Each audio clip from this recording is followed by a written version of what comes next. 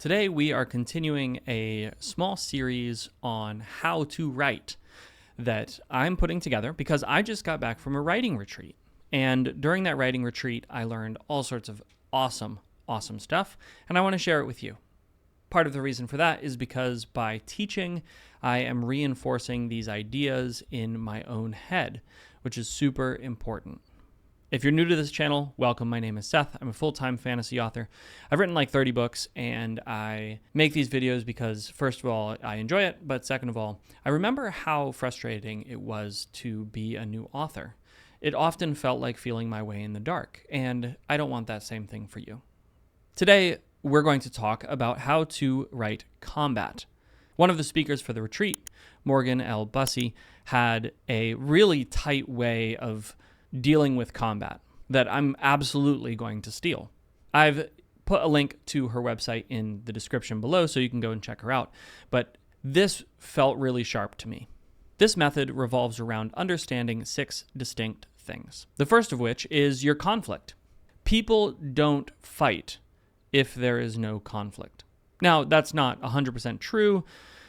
In theory, you could fight if there wasn't a conflict if you just wanted to fight. If you wanted to spar or you wanted to test yourself against another person, though I guess that is kind of a conflict in a light sense of the word.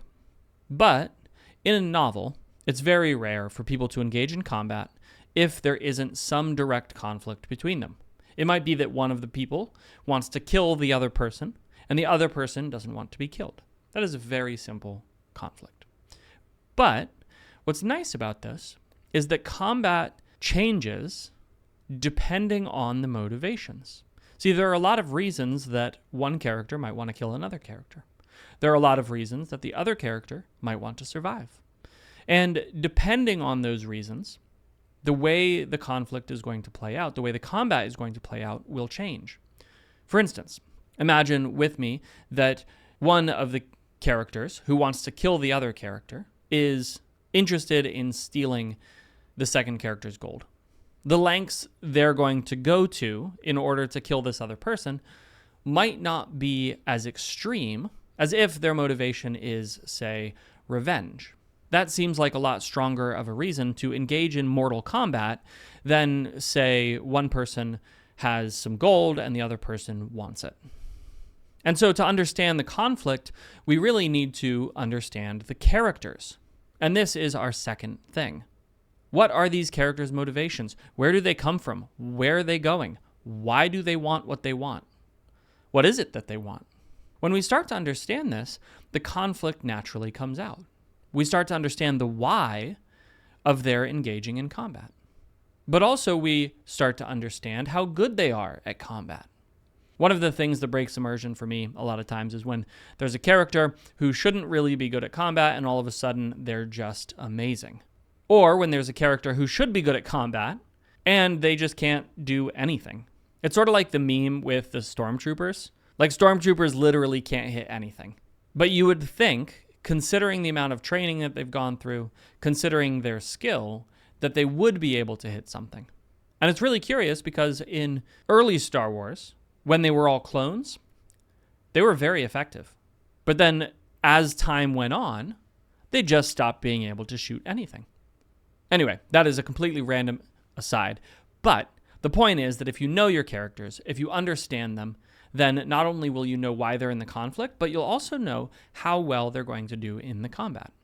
Now, this brings us to our third thing that you need to understand. You need to understand the rules. Really, you need to understand the world that this combat is taking place in. One of the greatest things about the book Ender's Game was the fact that Orson Scott Card really had a good grasp on how combat in 0G would actually play out, or at least a good enough grasp that it felt real to all of us readers.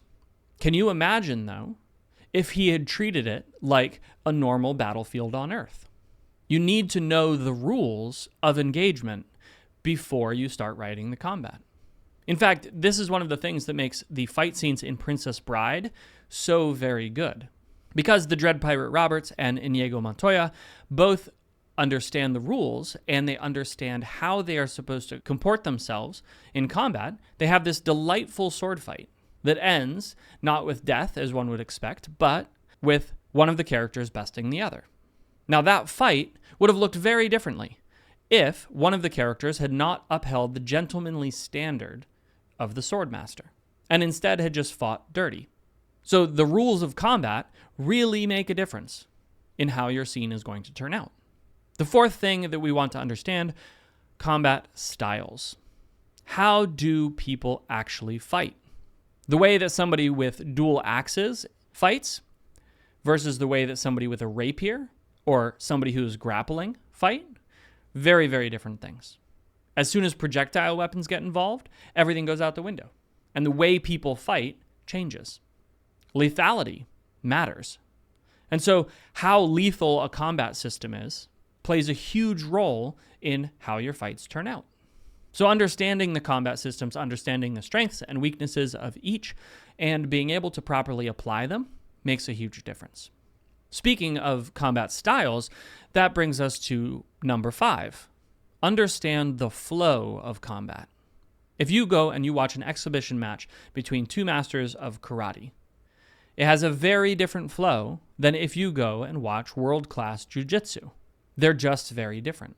Boxing matches and wrestling matches, very different. Ship-to-ship combat is very different than tanks or mass infantry battles.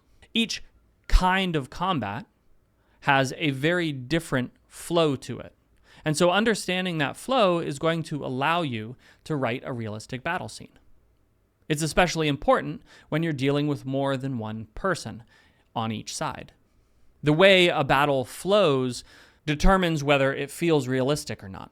If you have one person who is just fighting on forever with no fatigue, it's not going to feel really realistic.